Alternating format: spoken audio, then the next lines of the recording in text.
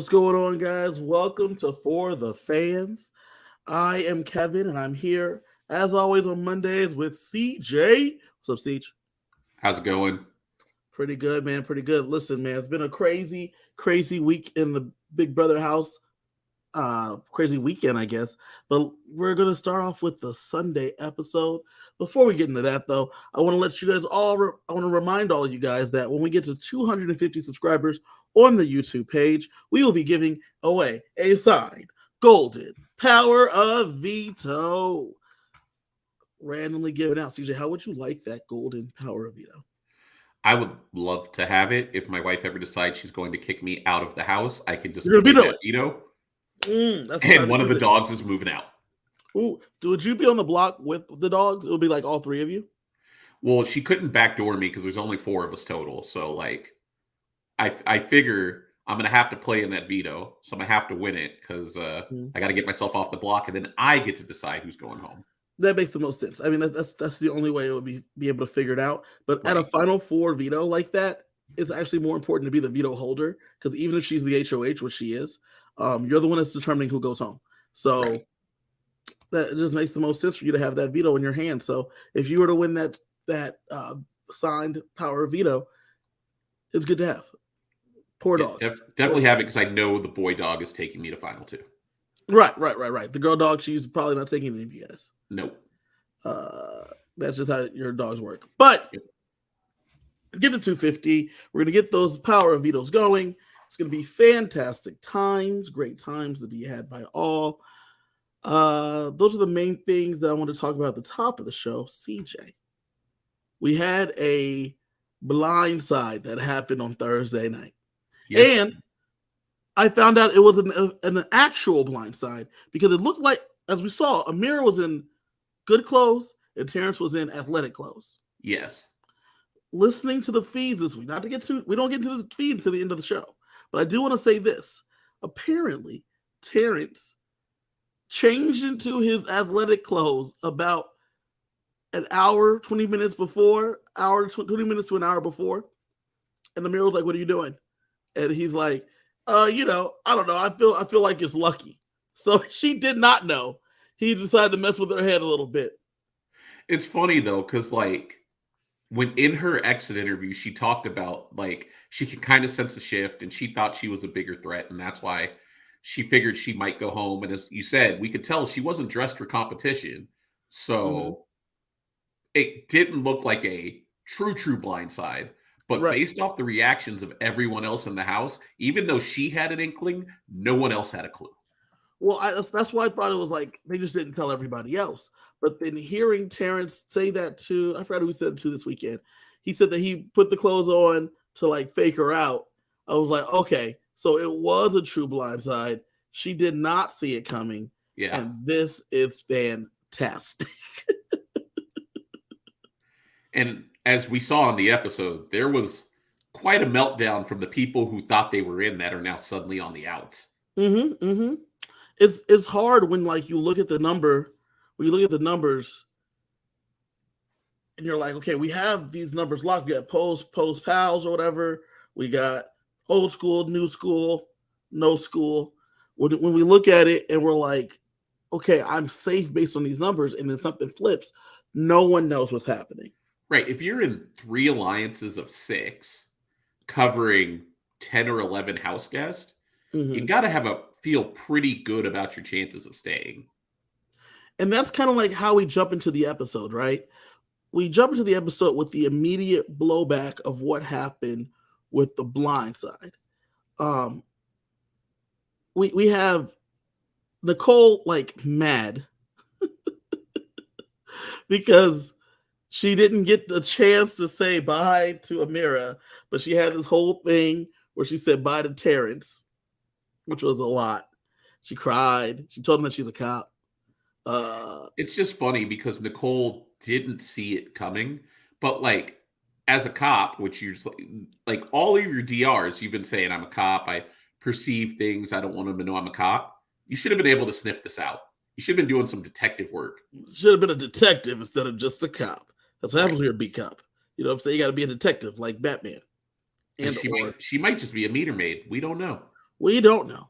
She might have been. She's a chef now, and so. Oh, so side note, I know I told you this, but I'm about to tell the world. So my wife doesn't think she's actually a chef. And the reason why my wife doesn't think she's a chef is because my wife went to culinary school and is a pastry chef in a past life. And she looks at her Is she a knife cop now? skills when she's cooking. Is your wife a cop now? Did she do the reverse Nicole? She did not do the reverse Nicole. Okay. She now does web content.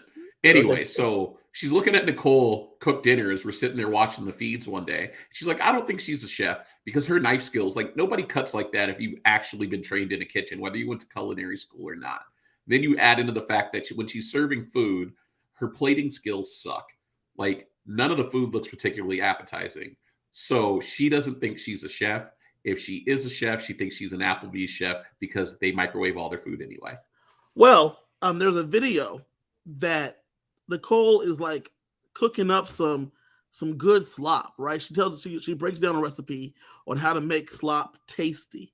So, and from all accounts, people loved it. Now on the feeds, maybe it's just some shade or not, but they've been talking this week about how Monty's food is better than Nicole's, and how when I think Joseph cooks is better than Nicole's. So, well, I thought they said Indy's food is better also. Yeah. So they have said that. So who knows if like they're just throwing shade because they're like upset with Nicole, but that is word on the street. But she did like doctor up some like nice slop dish, and people whenever she's there, she's making that slop. So here's the thing though, but like you say she's doctoring up slop, but all slop is glorified oatmeal. So like the recipe for slop, for those who don't know, it's steel cut oats, water, unflavored whey protein, unflavored soy protein, vitamin and mineral powder. So like you're allowed to add condiments and spices to it to increase the flavor, but like everyone knows how to doctor up oatmeal to their own liking. Nah, man, I don't know if it's that easy because a lot of people complain so much about the slop, and she knows how to fry it hard. I'm not gonna sit here and comfort for most of her skills, right? Because the people are commenting how good the food is that she is making. Now, like I did say, they thought some other people do make some better meals. That's a bad look if you're a chef. But it is something that is a point of reference for her. I think Azudo was probably a better cook. 100%. Do you know who the best chef probably was in the house? Or maybe of all time. I don't know, maybe of all time. On BBOTT, there was a dude named Justin who was Creole, and he was a seafood restaurant owner, and they used to comment a lot about how good his food was because so he was like actually an owner and chef. Yeah. Like a quote unquote chef. He made it to Final Four partially on his cooking, because they wanted him around because he was just like making the food and he had the Creole going, and it was from all accounts delicious. That's like the Survivor skill. Like if you're on Survivor and you're cooking and catching the fish, you can stay longer. Yeah, man, if you're making good food, they like it. You know what I'm saying? And which is why Nicole's kind of in trouble, that if like she's not making great food, who knows if they really want to keep her around? You know what I'm saying? I mean, Ozzy, look at Ozzy. Ozzy made it to Final 3. Yeah. And she was cooking every day. You know what I'm saying? If you're going to go Big Brother, learn how to cook well, and be willing to cook all the time. All day, every day.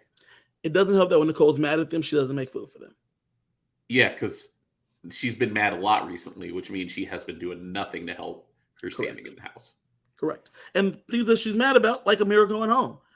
Like that segue. See how I brought it back? So Ameerah goes home, and first off, Nicole's mad. She's mad because she didn't get to say bye to her best friend in the house, her number 4, Ameerah. But she had to say bye to her number 3, Terrence.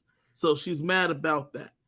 Alyssa's confused. Alyssa and Jasmine asked Michael straight up to his face, "Did you vote Ameerah out?" And he says, "Yes." Yes, I did. Props to him. It's interesting that he told them, though, because with everybody else denying, he looks like the weak link. Negative. So the little bit of behind the scenes, a little bit of of fees talk, they all decided that they were going to all cop to their votes. And the storyline was that Brittany found out last minute from Taylor that post pack was a thing, and Michael, Kyle, and Monty didn't know what's going on, so they voted to vote out Ameerah because they knew that Michael got it leaked from Brittany, using air quotes, so that way he now knew, and he then asked the boys about it. And Kyle and Monty know that Michael didn't leak it to Brittany, so it had to be either Nicole or Ameerah or Alyssa. So they wouldn't know who it was, so they flipped on Ameerah, and that's why they voted out Ameerah. Joseph and Brittany found out about it at the same time, so that's why they flipped on Ameerah. And I don't know what Taylor's story was because nobody talked to her, so I don't really know. I love Taylor just saying all week last week, I just got to pretend like I'm out and just pretend I'm stressed, but I'm stress free because I'm not on the block for once. And then the blindside heard around the world. It's even more insane that like after everything happened, nobody had a chance to speak to Taylor. And we're gonna get to that right now. We're gonna get to that right now because they asked Michael, and Michael does admit to his vote. And so immediately the girls figured out that Alyssa, Indy, Jasmine, and Nicole were the four to vote to keep Ameerah, while everyone else voted to keep Terrence. Yes. You see that they're on the outs, and Alyssa is immediately crying because she just wanted to be on the inside. She wanted to vote with her showman's Kyle. She wanted to make sure that was like the way she voted. She's very upset that she didn't get to do that. Mind you, they're not actually a showman's, but she feels like they are. So she just wanted to be on the right side of the vote there. And Nicole's just mad because they like tricked her and all that good stuff. While we're also doing that, we are cutting back and forth between that stuff and the first part of the HOH competition. Now, for those that don't remember, the HOH competition had these letters falling from the sky, and then you had to like grab them and find a red one. And if you made it, you got the red one, you got to make it to the next part, which was essentially shuffleboard with its goblet, all based on the invitation. CJ, are you going to go see the invitation? Nope. But I do love Natalie Emanuel. She's on my top 5. Okay. Well, she's in this movie. It's a movie, yeah? Yep. She's in this movie, The Invitation. And that's something to do with red and then goblets or something. I don't know. But it looks like a vampire horror movie. Yeah, yeah. I'll watch it when it comes out on streaming because it looks like Get Out except with vampires. Agreed. And before we went to commercial, or before we ended the show last week, we saw that Jasmine got the first red letter. Terrence got the second. Brittany got the third. In this episode, we see that Monty, Daniel, and Joseph got the next 3 red invitations. Yeah. With Nicole and Alyssa barely beating out Indy and getting the last 2, which give them the 8. So going into this, the leftovers don't have strong odds of winning this HOH because you only have Joseph, Monty, and Brittany competing for the leftovers, and the other 5 spots are taken up by non-leftover members. Yeah, the outside.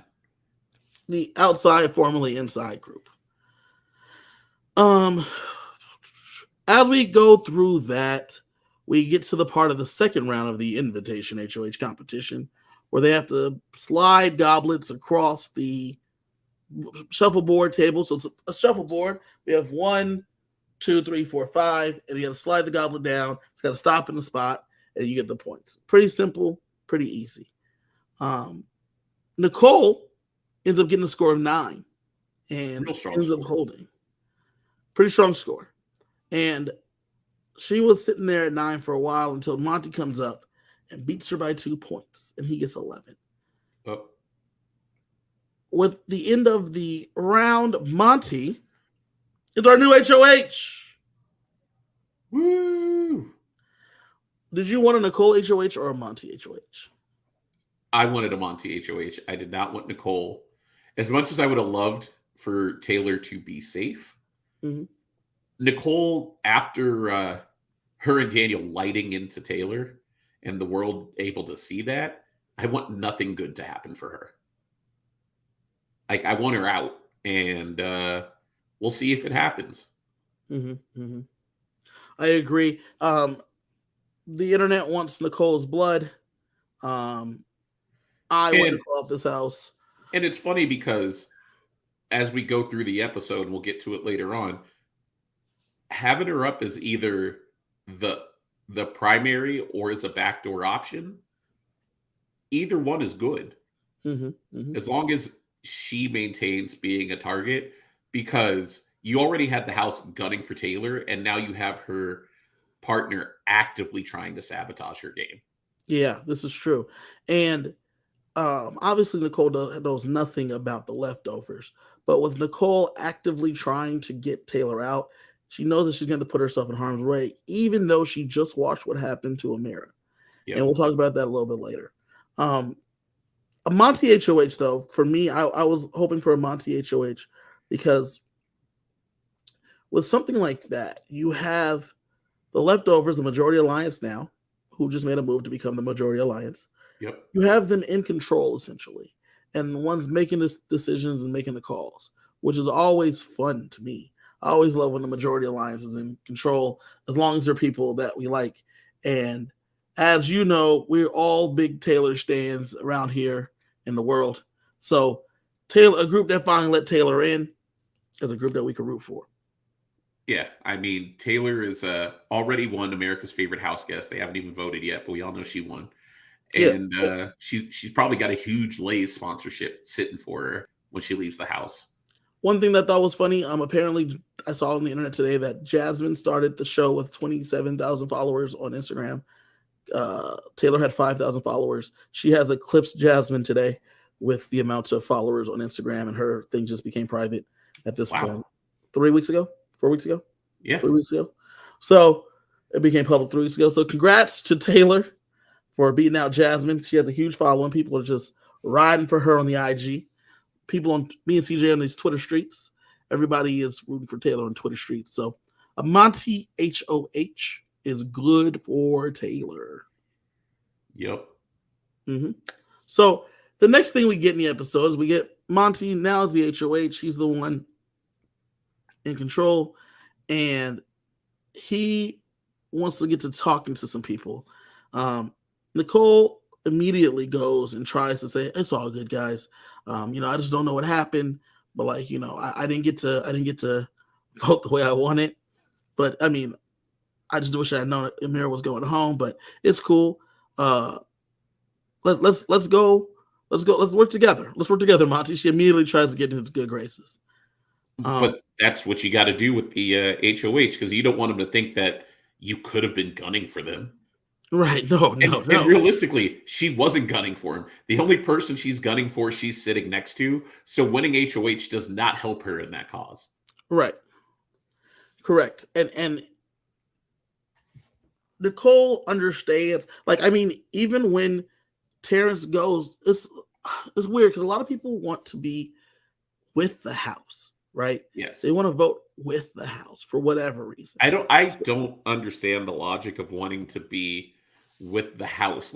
I don't understand how it's some sign of friction that it's not a unanimous vote. I don't owe you anything as far as sharing information with you. I think what it is that they want to make it appear as if they're not coming for whoever's in charge, which is why they want to be with the house and do what the HOH wants. But that's not necessarily how I would play. I would vote out the people I want to vote out and vote with the people I want to vote with. And so, if I wanted Ameerah gone because I'm in a group, I'm going to vote for Ameerah. It was weird because at the beginning of the week, once Ameerah got blindsided, Nicole floated the idea of flipping the vote on Ameerah. So for her to be like, okay, it looks like the vote's going to be voting out Terrence, and then her going around and being like, I'm the one that has to tell him. I'm going to be the one to tell him. And then still voting with the house to vote out Ameerah and only instructing Daniel to give Terrence a sympathy vote. And then, surprise, bitch. Terrence gets to stay. Yeah. She's mad because she's like, I wish I had known so that way I could have given Terrence my vote too. And it's like, then you're not really like real about it. You're pretty fake. Yeah. Just to Yeah. like go with the house. She thinks she's masterminding stuff. Like, she thinks her and Daniel are in complete control, and they don't realize how far down they are on the bottom. Yep. They're nowhere near the control. They're once the leftovers came together and they aligned under a particular guide, and then watching as Nicole and Daniel are the chief perpetrators of what their counter mission is, if you will. Yes. It really hurt their standing in the house and their standing in America, as we know. So she is trying to ingratiate herself to like Monty, but he's like, all right, yeah, that's cool, but he's not really buying it. At the same time, we get a little bit of a clip from Kyle and Alyssa is very upset that Kyle didn't fill her in that the blindside was happening. The hard part is that Alyssa's like was like one of Ameerah's closest allies. So why would he tell her? Now, as I said earlier, Alyssa feels like they're a showmans. And she has a crush on Kyle. Kyle has a crush on her. It's only natural that they work together. And she's very upset that he didn't let her know. How does this make you feel, CJ? I understand why she's upset, because he is her number one in the game, and she's let slip some pretty big things to him that he's been able to use to inevitably plot her demise. Correct. But I think the reason she's most upset is in this moment she realized that she's not his number one. Right. He's her number one. Yeah. But she's not his. And that was a tough pill to swallow for her, because she really wanted to ride it out. Like, even though she comes in the house and is a game player, because she like is a big fan, she's gotten them love goggles on, baby. She got them love goggles on, and she don't know what to do. I don't understand, like, because she wasn't in active alliances with him, like, how were you going to keep him safe? You said that we were always supposed to keep each other safe, but like, he's not in your numbers. So how are you going to keep him safe? Because you're going to get a point where you're going to have to cut him.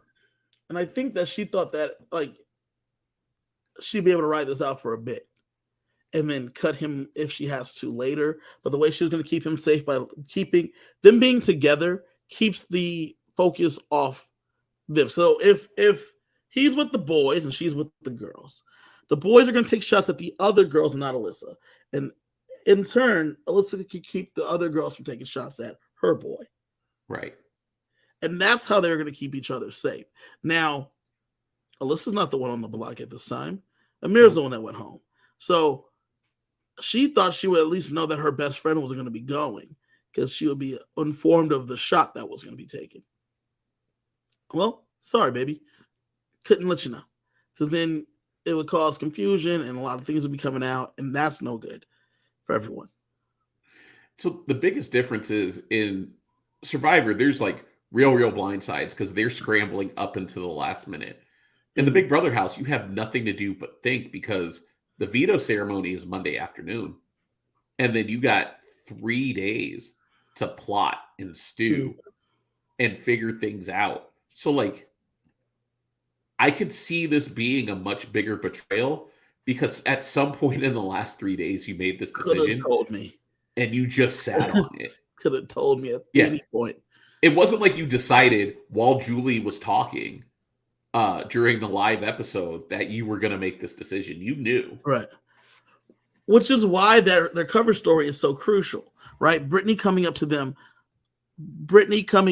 air quotes, last day, makes it seem as if it was we were keeping Ameerah all along until this thing happened, and it changed up the whole game. That's why it's so important for that story to like be out there and to hopefully stick. And that's what they're working with.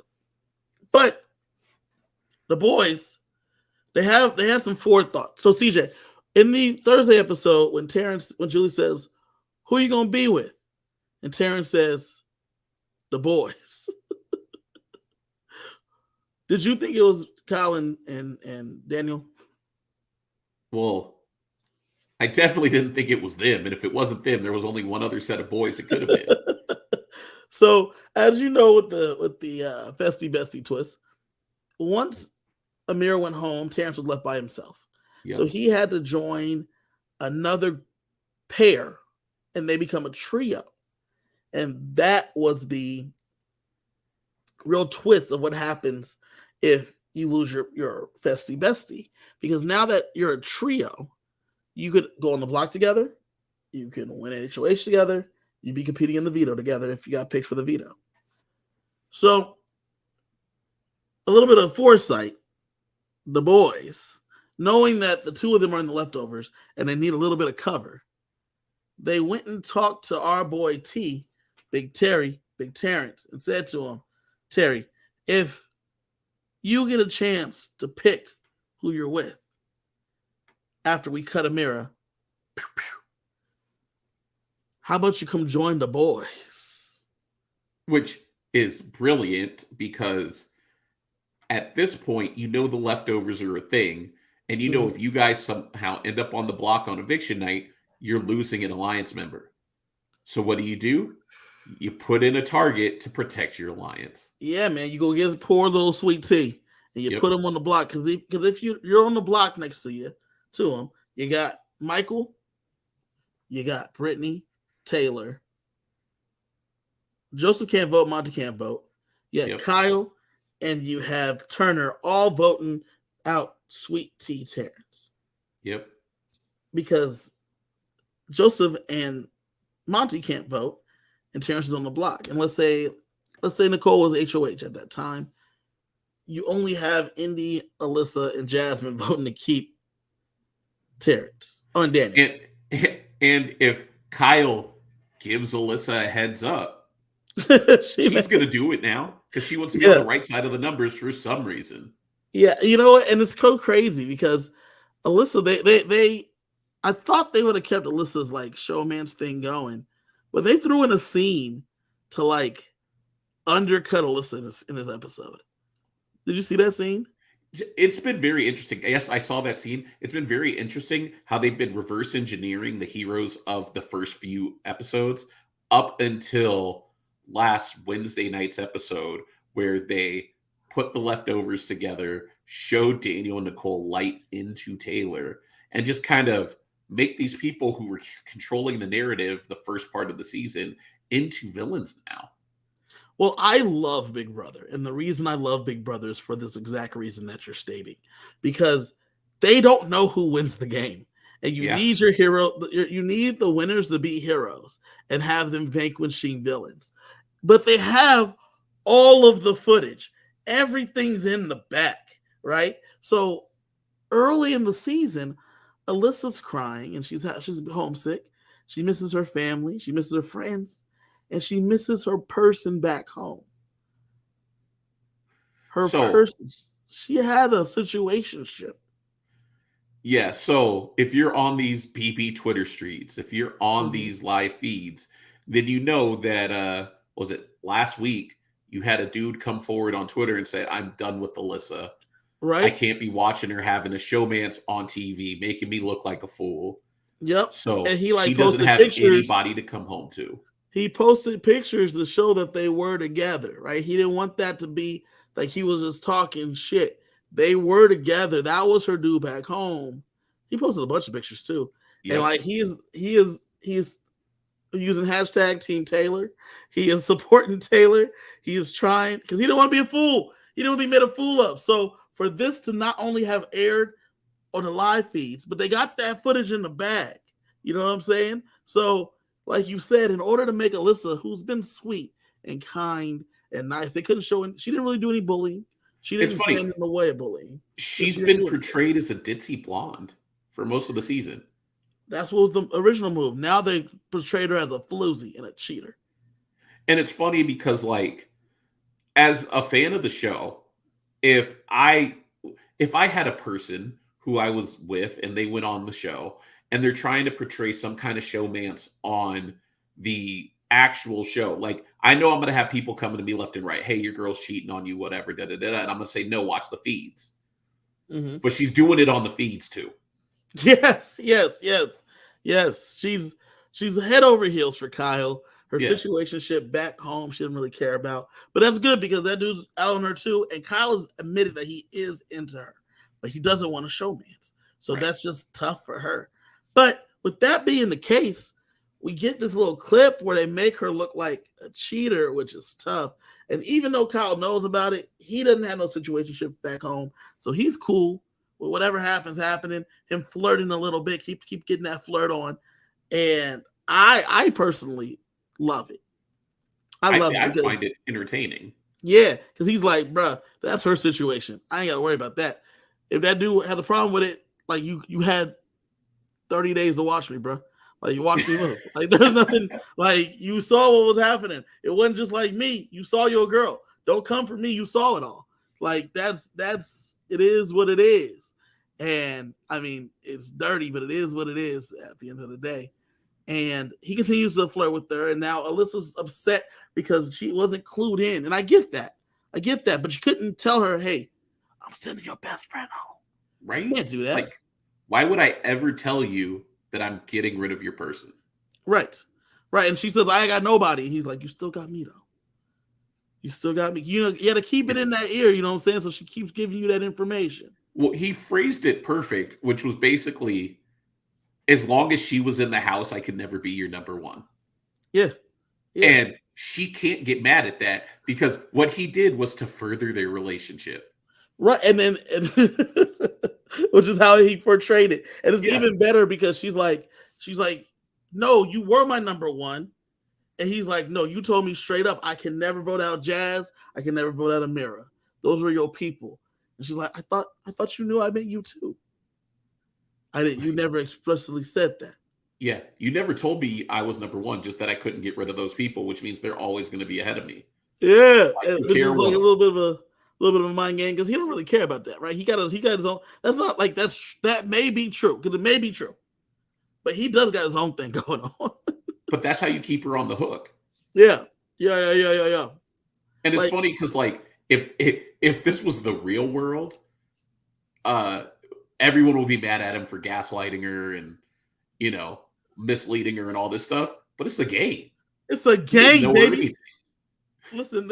You know what is the worst part? Because Kyle seems like a genuinely like decent dude, but some like real dogs would like really excel in the game of Big Brother.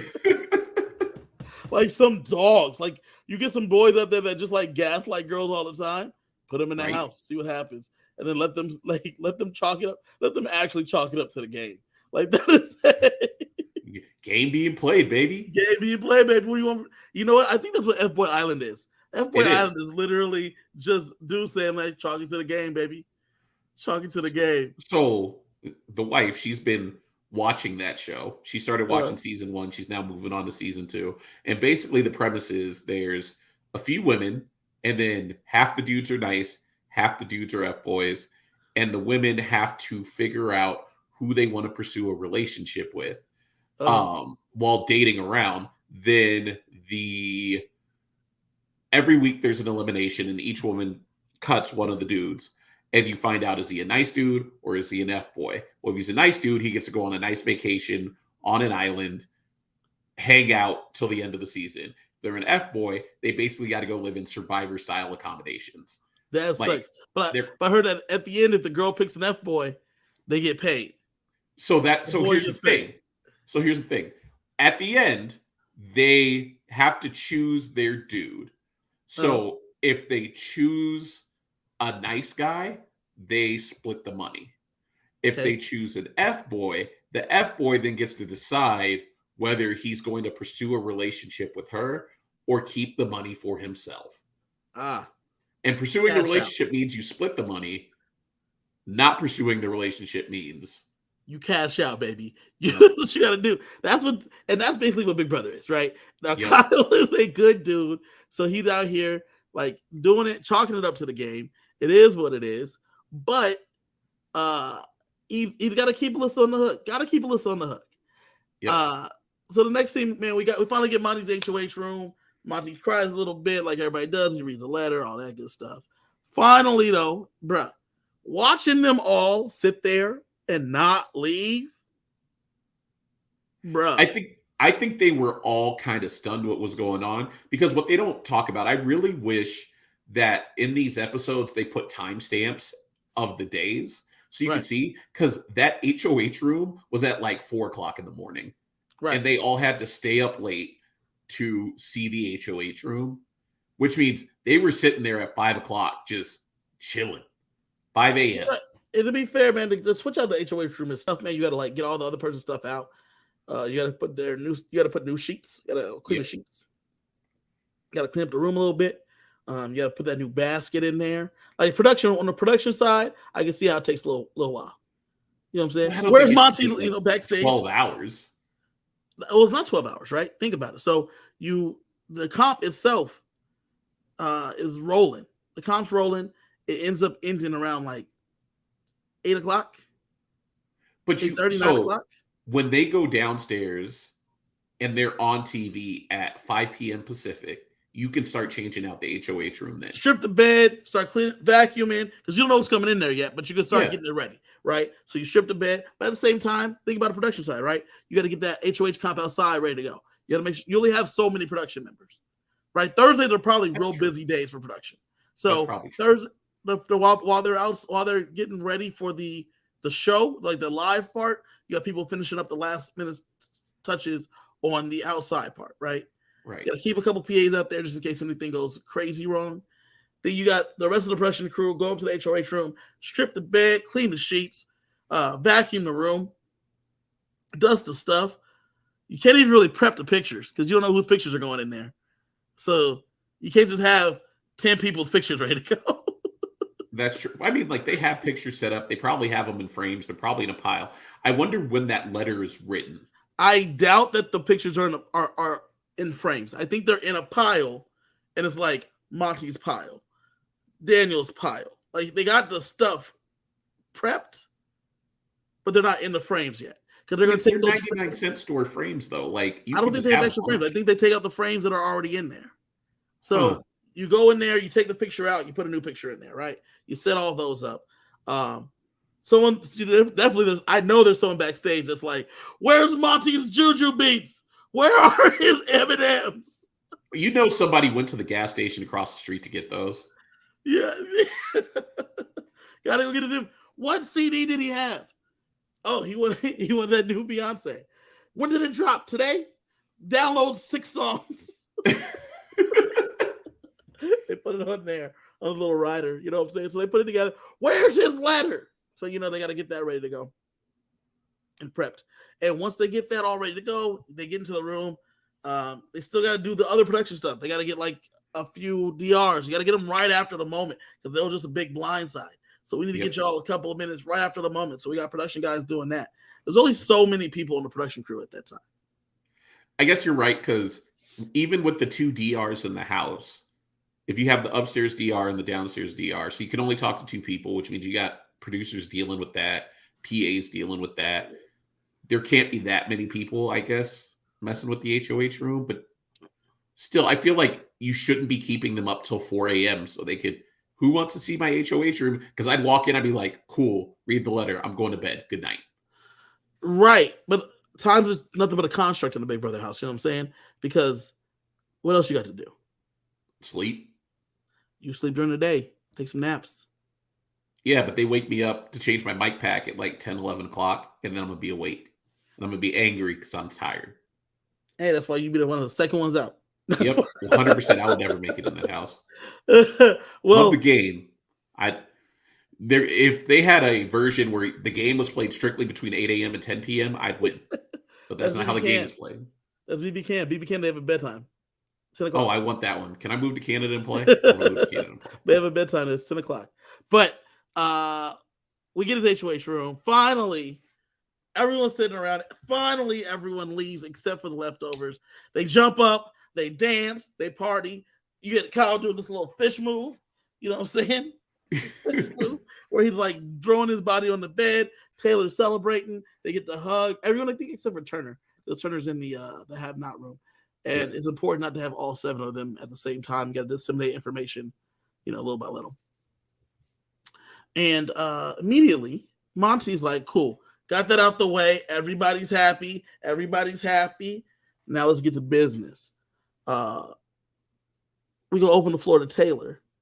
How you feel? How you feel? What you want to do?"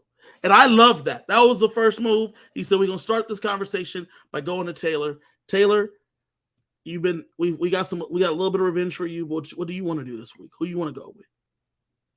I thought that was fantastic to start off with her. I think it was smart because the whole point of this alliance is they keep saying, we got to make sure she's comfortable. Mm-hmm. Because she is actually the one more than any of them that can completely blow up their game, which is a valid concern. However, the other ones hate her so much blindly that they'll never ally with her, even if she was trying to save them. Right. Yep. And she lives rent-free in all of their minds. I still don't understand. Right.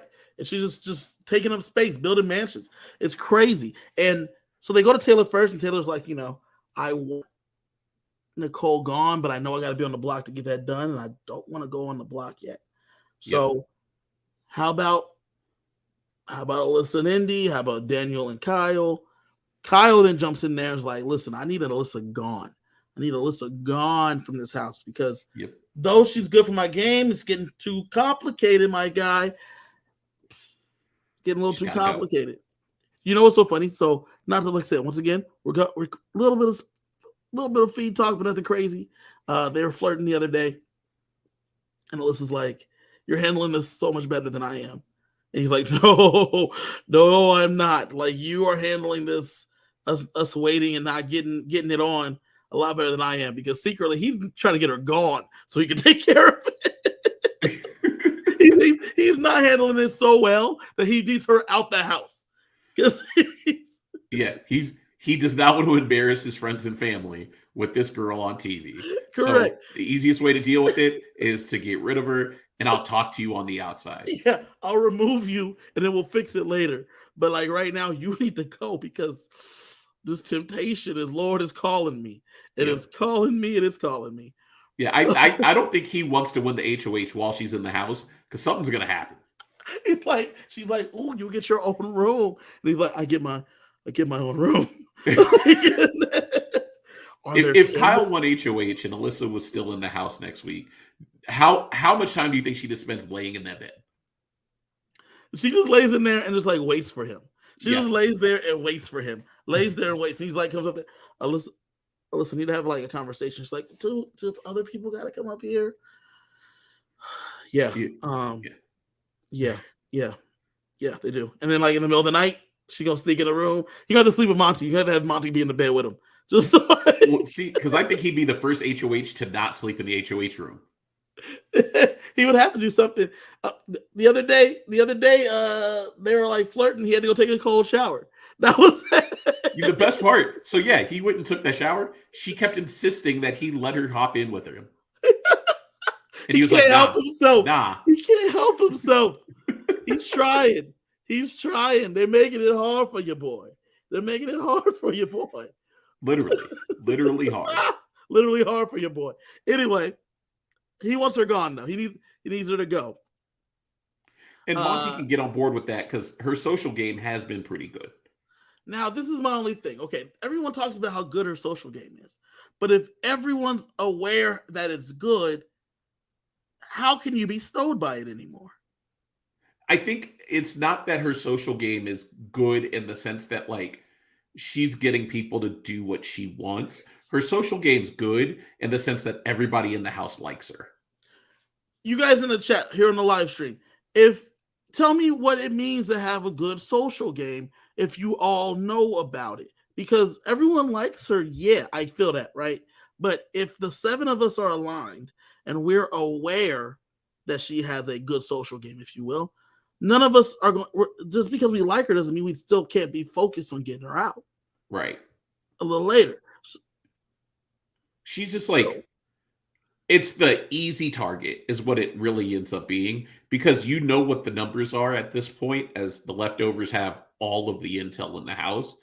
So easiest thing to do is to get rid of one of the girls. Right. And whether that's Alyssa or it's Indy, getting rid of one of them helps your game. And the fact that Kyle's like, I got to get rid of her. Well, Indy, you're safe. Yeah. And they think they could pull in Indy a little bit. So that does make sense. Everyone still is aware that Daniel or Nicole need to go. So Nicole is a backup option. And Taylor is cool-ish with going on the block if that's necessary. But she would actually prefer to be backdoored than see the front door if it's going to happen that way, which I don't blame her. I don't blame her either. And it was very interesting to see Alyssa kind of freak out at the idea of being a pawn. It was interesting to see Indy be like, no way, no how, I am not being a pawn. I do not like this, even though she has no voice in the matter. Right. And she Monty, after they basically decided that Alyssa and Indy are going up, Monty then calls everybody in for their one-on-ones, like ask them what they're feeling, what they're thinking. And he talks to Alyssa, and like you said, she is not real keen on being a pawn and going up. This is not something that she thought would happen to her. She thought that her and Indy were going to be pretty safe because of their connections, like due to Monty, due to Joseph, due to Kyle, their connection with the boys. They thought they'd be fine. And now she finds herself in a little bit of hot water. In fact, Indy tells Monty that she's heard about it. She's heard about it, but it's interesting because Monty can also go to Alyssa, even though she is the target, and say, look, like, we got rid of Ameerah because whatever happened, but like Poe's pack is still strong. So we can get rid of Indy easily, and now you're safe, and then you can come over and join us. You know? And that is something that is super interesting because they know that they could try to pull them in if they could pull them off, right? Poe's pack is exposed, but Alyssa is continuing to maintain that she wasn't in it. And she didn't know about it. Which is, I don't know if it's a good move or not, but that's what she's trying to do. With that being the case, she knows that she still has the girls, and that's kind of what she has to rely on now because the boys already turned on her, and then now the Pos are out because the Popo is in, if that makes sense. I don't know if all that makes sense. But the Pos pack is out because the Popo, Nicole, is in the Pos pack. Can we just talk about, real quickly, how fast Terrence flipped when he found out Nicole was a cop? Bruh, the moment she said I'm a cop, he knew the drill. He knew the drill. He was like, bet. See you later. Yeah. You a cop? Okay. Friends. Yeah. Yep. Yeah. Now he also happened to take his hand out of his pockets at the same time, just to be safe. Like, my hands are empty, officer. I'm good. Sheldon now said, come again. Now, Sheldon, I want to break it down for you. Alyssa was in the girls. The boys, which were Kyle, Monty, Joseph, Oasis. The boys. She knew she was in the girls, and she thought she was going to be safe with the boys because she is flirting with Kyle, who's one of the boys. And then she thought she was going to also be safe with the Pos, the Palomas pack. And then that was until the Popo got into the Popos, the Popo being Nicole, got into Palomas pack, that's the second Popos.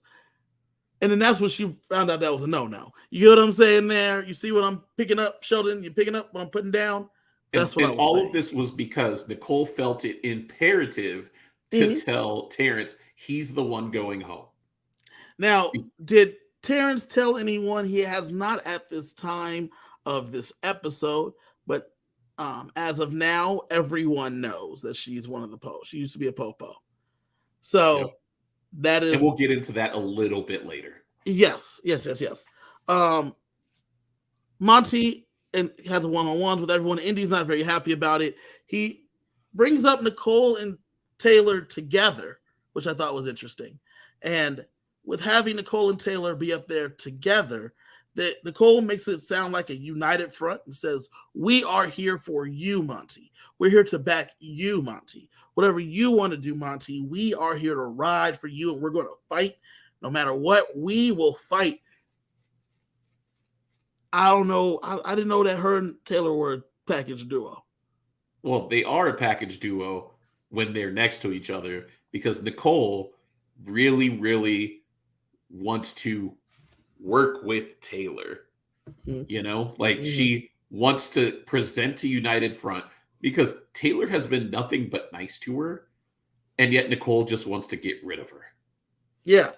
Now, as Sheldon said, Nicole is something else. Major eye roll in that scene from me, from Sheldon, and me as well. When she's trying to present this front, I'm like, this is way different than everything. You told Taylor this was a business relationship going forward. So for you to then go to Monty and say, "We're together, we got your back," as if we're a pair, you got to be out of your mind. Well, that's a business decision. Well, I did love the fact that Monty basically said, I heard your story. Now Nicole, she says yes. She says, "Close the door on your way out," just like in Hamilton, because he said, "I need to talk to Taylor alone." And with Taylor, he told her, "Listen, I need you to keep it up front with me. If you're cool with going on the block, we can go get Nicole. If you're not cool with going on the block, we'll go get Daniel. It don't matter. You let me know what you want to do because I want to be transparent to you. I want to be on Front Street with you and make sure you're cool with whatever we do," which I thought was great. It was interesting because having that conversation lets Taylor know that she's actually in the group and her opinion actually matters, but she needs to be an active participant in it and voice her concerns and help shape. She's going to be helping shape the plan. She's not just a number in this alliance. This alliance has been one of my favorite alliances throughout Big Brother history because they're trying to make sure everyone feels equally involved and equally included, which is rare from alliances. There's usually someone that's leading the alliance, but this one, they're legitimately trying to take a Knights of the Round Table type approach to it. And for Monty to say, "Listen, I had previous connotations about you, and I'm throwing those out the window because you've been nothing but truthful and good to us, and I don't want you to feel like we're using you like the girls tried to weaponize you against me a minute ago," right? They didn't really care about you versus Pooch. They only wanted Pooch gone, and they wanted to steer you at me. In this alliance, you're not a weapon, you're an ally. And Joseph said that. I said that last week on the update. Joseph saying that was chef's kiss, and not the Nicole chef, like a real chef's kiss. Because by saying that, it made it clear that we're not just trying to use you and discard you. We're working together. We're together. And it's not just for her, for Michael and Brittany too. It was like this is a team. And sometimes when you're on a team, you play on teams all the time. If you're on a team, sometimes you got to pass the ball. Sometimes you got to shoot. It changes, your role changes as the game flows. And they're letting you know that we're not trying to ball hawk here. We're trying to work together. So if you're not comfortable, Taylor, and if you feel like you're being used, let me know. And we will make sure that doesn't happen. And the only reason you're letting me know is not because I'm in charge, but because right now I am the HOH today. Yes. That's the only reason you're letting me know. No other reason. Yeah, because this week I'm the one that gets to make that decision, and I want you to be comfortable with it. Mm-hmm, mm-hmm. And if you're not comfortable with it, we're not doing it. I want to make sure that's clear. If you are not comfortable with it, we will not be doing it, which I thought was fantastic. Yep. And so they get Taylor on board. Taylor says, "Cool." I don't know how I feel about it right now, but we'll see. We end with that, and we go right into the nomination ceremony.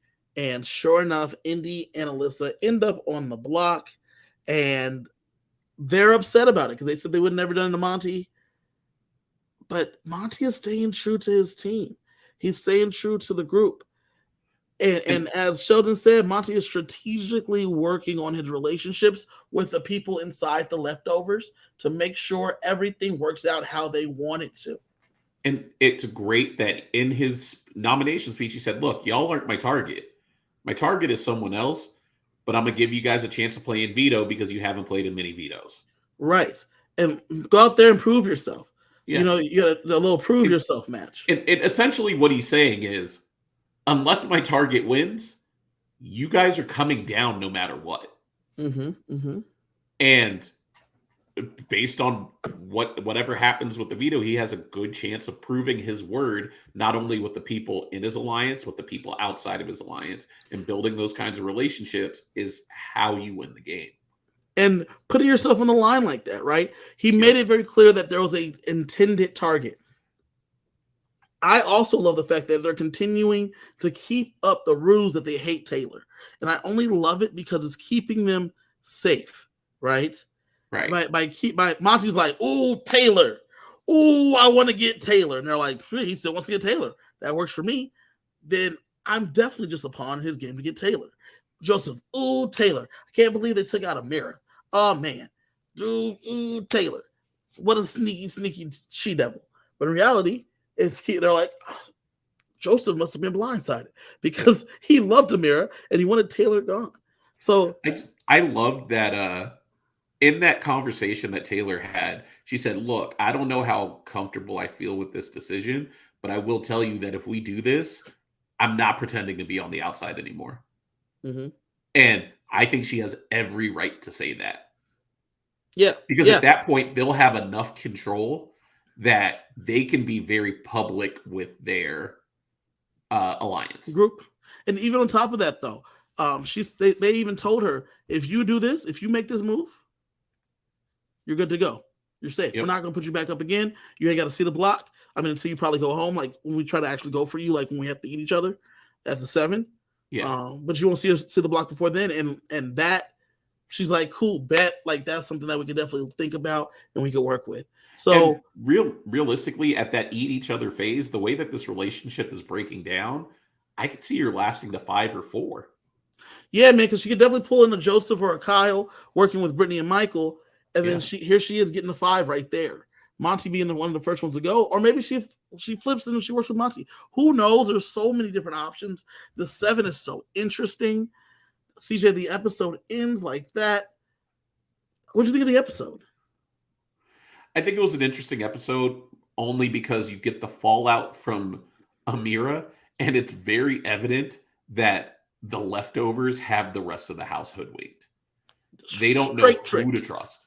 Straight trick, because even though they know the votes are there, the reasonings they don't even understand. They're like... And I think my favorite part of the episode was the lead up to the vote when they showed Ameerah get out of bed while she was talking to Nicole and Daniel and goes and looks in the backyard, names the leftovers in the backyard, comes back and says, it was a weird group hanging outside. It's just everybody left over. Man, she name checked it in the. It's like when you say the show's name in the show. That's exactly what happened. They did the thing, the meta thing. She did it, and but she didn't even know she was doing it. That's the best part. No, that's the best part. It's just the leftovers. Don't.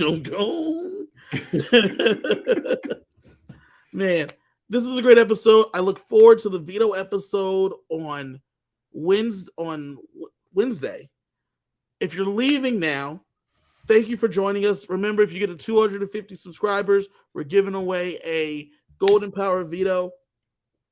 Come back on Wednesday and join Sheldon, Mike, Kylie, whoever else wants to come through the door and hang out on Wednesday. I might even be there. CJ might even be there. Who knows?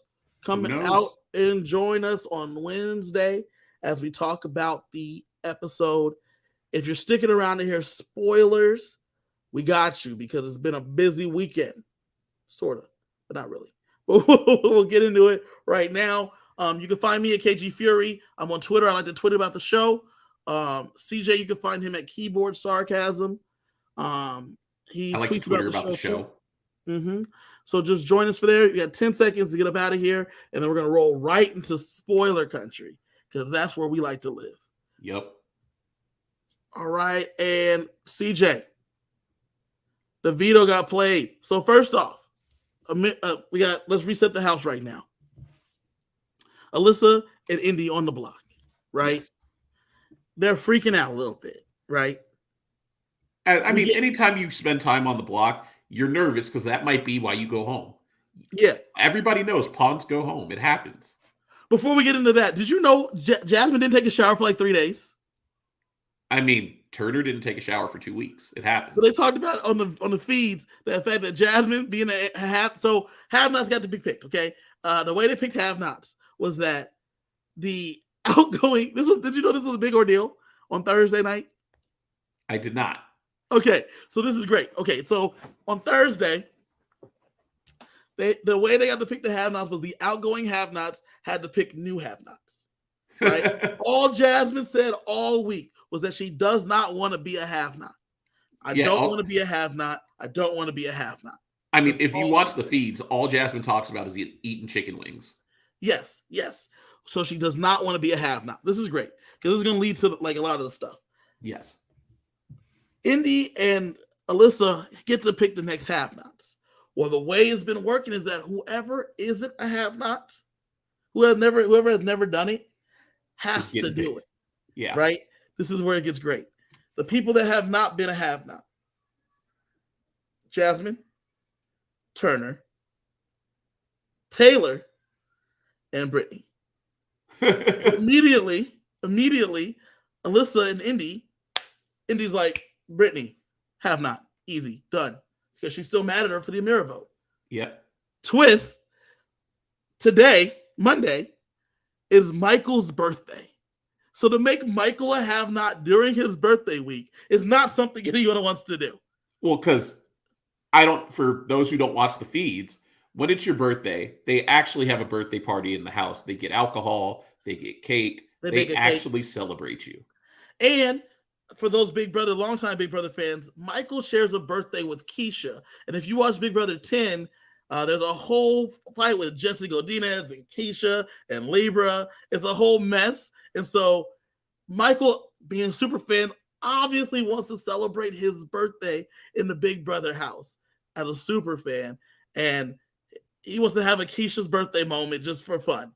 And so with that being the case, Brittany can't be a have-not because Michael didn't have to be a have-not. And Indy is pissed. She is so mad because she's so mad at Brittany for the Ameerah flip anyway. And because the story is that Brittany told everyone and then they flipped around. Which Brittany has had loose lips this whole season. But for once, this wasn't Brittany being loose-lipped. Correct. This was strategic. So by her doing that, so then they have to pick somebody else. The only 3 people that now haven't been a have-not are Turner, Jasmine, or Taylor. But Taylor's paired with Nicole. So they're out. Which only leaves Jasmine and Turner as the option. And Jasmine hates Turner. She hates him so much. Took out her best friend, put her best friend on the block, blindsided her, doesn't take showers allegedly, doesn't really want to work with her. She wanted to target him the following week. Oh man, that is so great. Immediately she's crying. She's upset.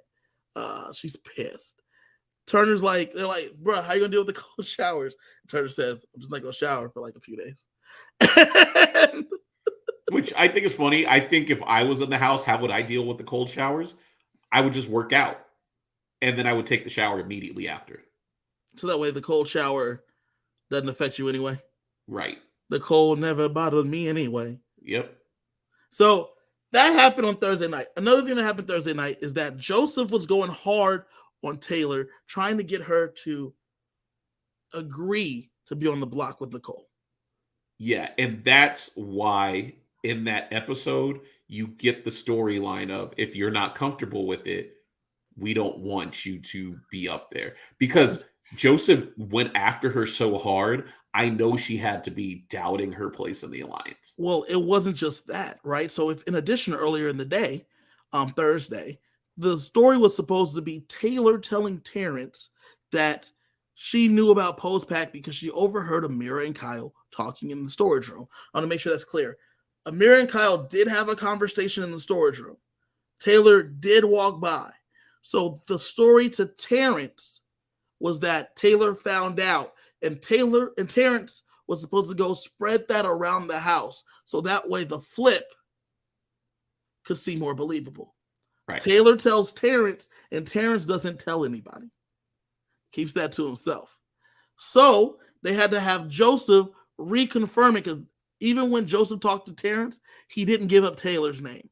And Taylor already was feeling a certain type of way as she told Brittany that she felt like they were scapegoating her again, and it was feeling a lot like the same. Which is why when Joseph goes hard at her that night about being cool, about going on the block with Nicole, he's like, nah, man. We can't really be doing that. That's why Monty, when he finds that out, because Brittany says, listen, we got to make sure Taylor feels included in this thing. Because earlier today we tried to scapegoat her, now we're trying to put her on the block with with Nicole. That's not gonna be cool unless we run it by her. Which is why, like you said in the episode, you get them talking, because as Joseph is talking to Taylor, at the same time you had it upstairs, you have Kyle, Monty, Brittany, and Michael talking about the plan going forward in the have-not room before they ended up getting the have-not room and the have-nots. Right. Same time, Alyssa busts in there because she's looking for, Kyle, and she finds them for talking and clocks the four of them together. Did she? Yeah. It's funny because they're all, as I watch the feeds, they all have been discounting the fact that the 7 could be an alliance of the leftovers because they don't kick it together in the house. Right. And when they're all kicking it together, it's such a random group of 7 that they can't possibly be talking game. Correct. That's how they see it. So when she walks in the room and they're talking about the game, they obviously switch it up, but she's like, that's a little weird.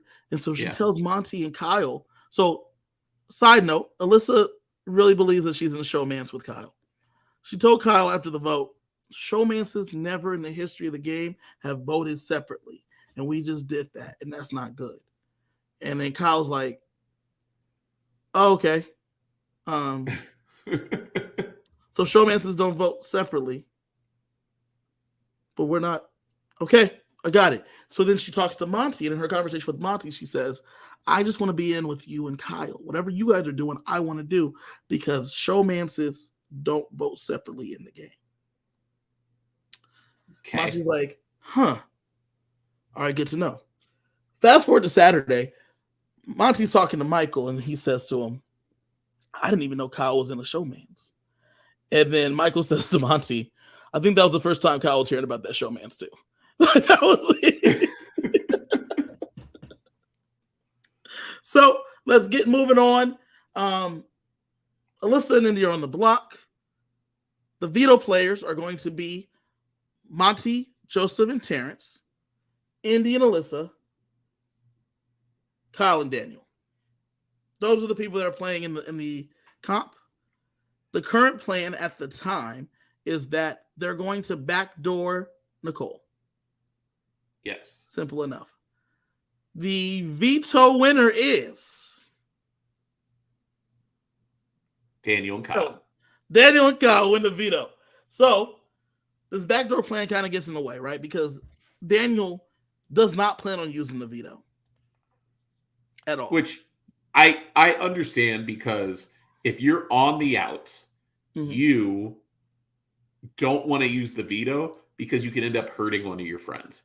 Right. Also, conversely, you don't want to use the veto because, at least in Alyssa's mind, she's in a showmance with Kyle, and you can start trying to cut at that.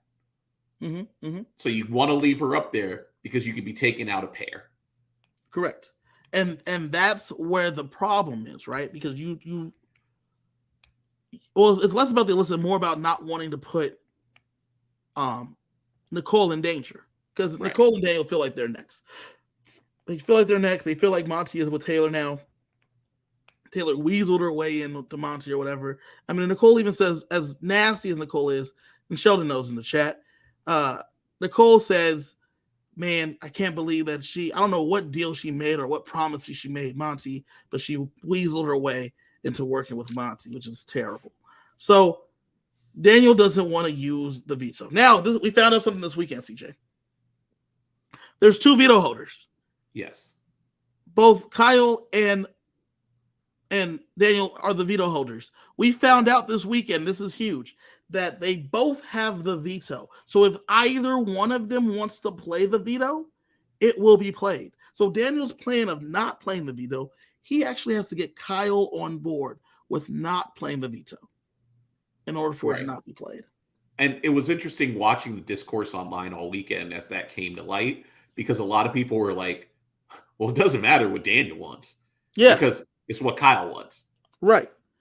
And so Kyle tells the girls that they're going to be safe and that he is going to play the veto on them 100%. Yep. Friday night, Saturday night, everything's fine. Last night, leading into Michael's birthday, Michael and Brittany got to talking and got to thinking. And they realized that it would be better for them if Alyssa went home. Because that severs Kyle's tie to the other side, which makes him completely true to Michael. Because what some people don't know is that Michael and Kyle have a strong bond, the two of them. So that would cut off his bridge to the other side. In addition, by them severing that bond and making Kyle closer to Michael, it sends home his number one person that would have him, which is Alyssa. Finally, to help insulate the Michael and Brittany group, they've been working on Indy joining them if Alyssa went home. Yeah, pull her over so that, again, because the two of you are in the same alliance, she's your shield the same way that Terrence is. Yes, and then that way, all of the leftovers are protected in that regard. Yep. All of them are protected in that regard, and that is a good move from Michael and Brittany. They bring this to the leftovers last night, and just like we were saying in the episode recap, everyone has an equal voice in the leftovers. Brittany and Michael present their case. And after some discussion last night and talking to from Taylor, who doesn't really want to go on the block, which is fair, they decide that it's probably best for Kyle to not use the veto.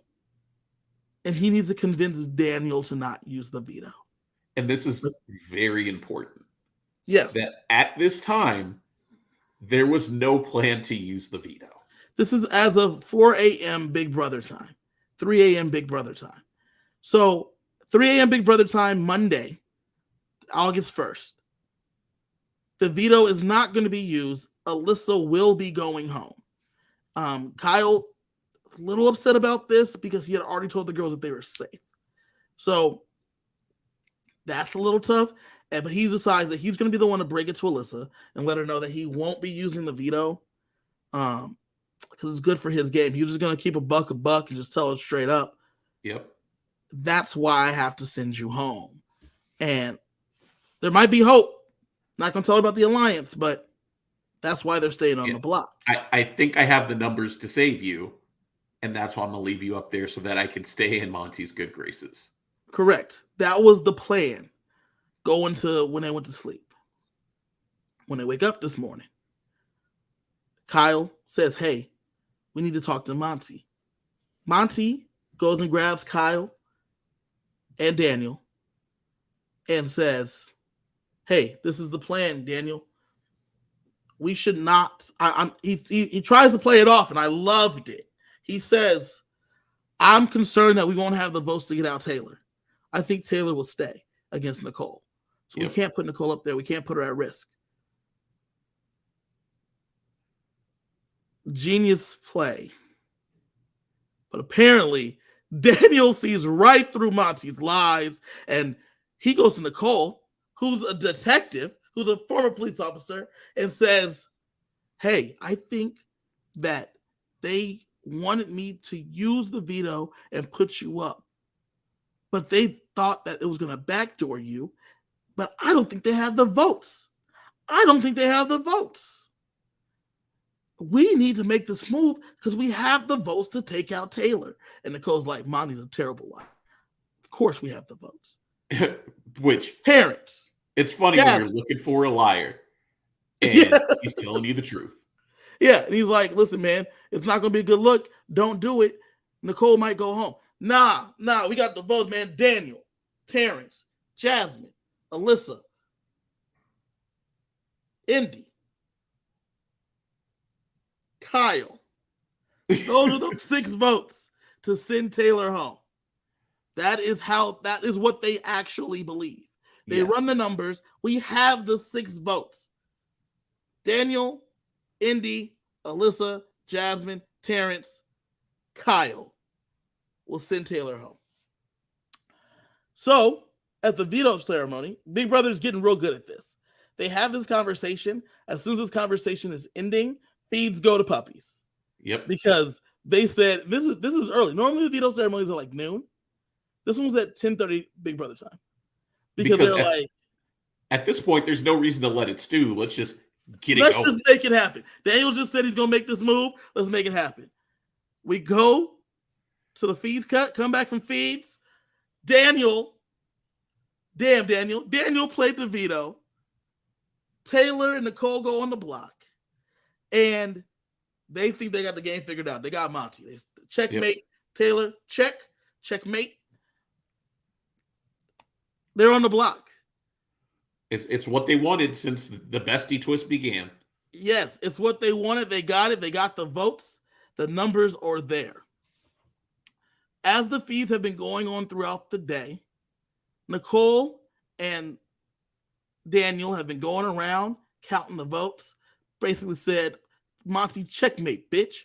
We got you, dog. And you're the target next week. They talked to Terrence. They talked to Jasmine. They talked to Alyssa and Indy. These motherfuckers didn't want to use a veto. They wanted to send one of you 2 home. And they tell Indy, it's going to be you, Indy. That's what they wanted to send home. It would have been Alyssa. But they said, we won't send you home. That's what they wanted to do. Can you believe that? And then Kyle, they try to bully Kyle into not using the veto either. That's what happened. They try to bully him into doing that. Well, Terrence had a conversation with Nicole.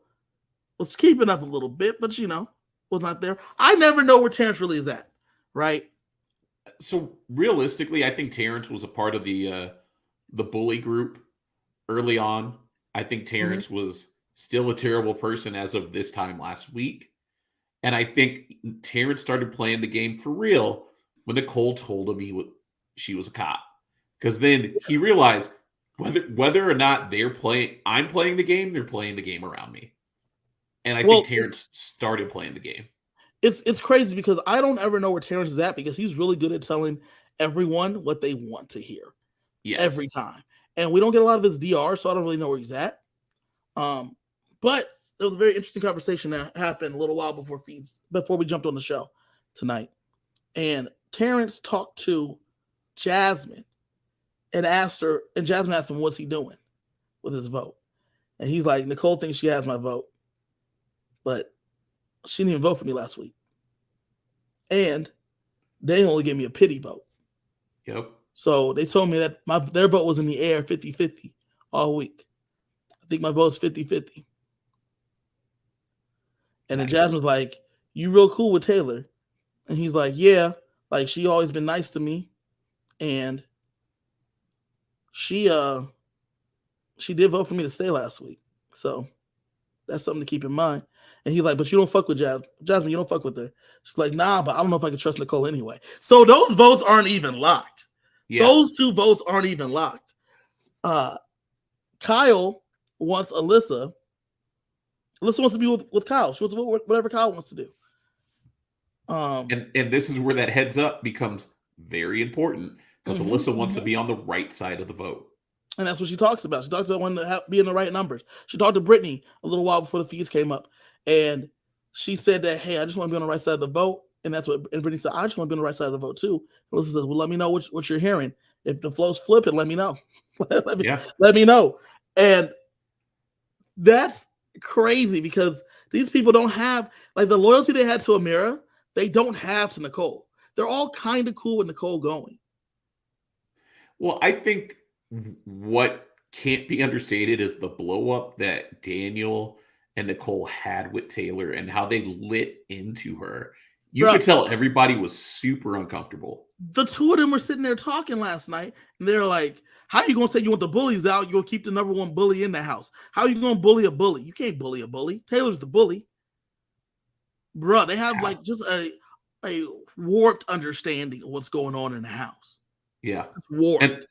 And unfortunately, when they leave the house, Julie is not the one that's going to take them to task for it. It's going to happen off air.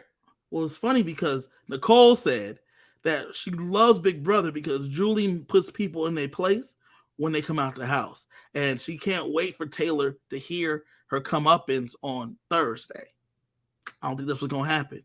Taylor also has been preparing a speech to let Nicole know exactly how she made her feel. And she plans on the speech. She practiced some of it.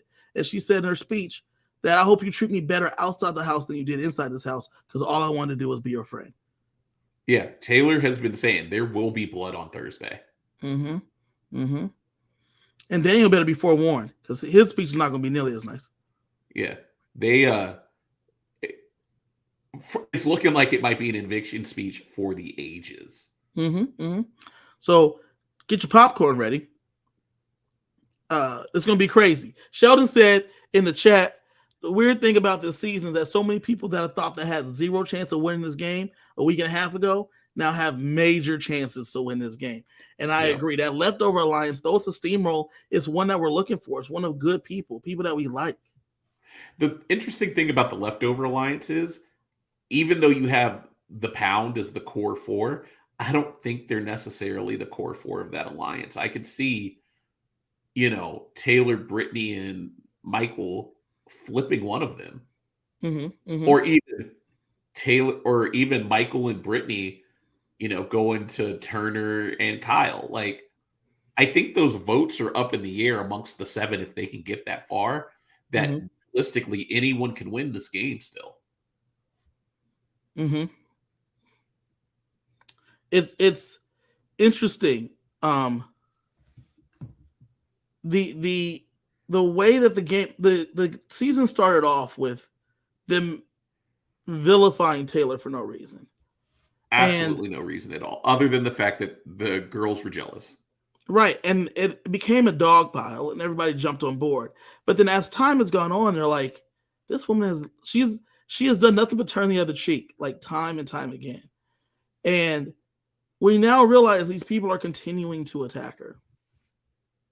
You don't win this congeniality by being a mean person. Right. Right. I mean, that's out there in the universe, yet everybody in this house is saying she's a bully, but they have no evidence. Mm-hmm. She's a monster, but I don't know why. That's all you hear in this house. I mean, live on the feeds, Taylor Soder, he said to Taylor just earlier today, he said, Nicole just definitely doesn't own her shit. And he said, I'm gonna give Nicole the same outro she gave me. I know it absolutely drives her crazy that I'm out here talking to you. And Taylor said, God forbid I have a friend in this house. And it's just been like that. Like on the feeds the other day, Indy pulls Joseph to the side and said, it just makes me so mad watching you guys talk to her. You and Monty, just like talking to her and getting close to her.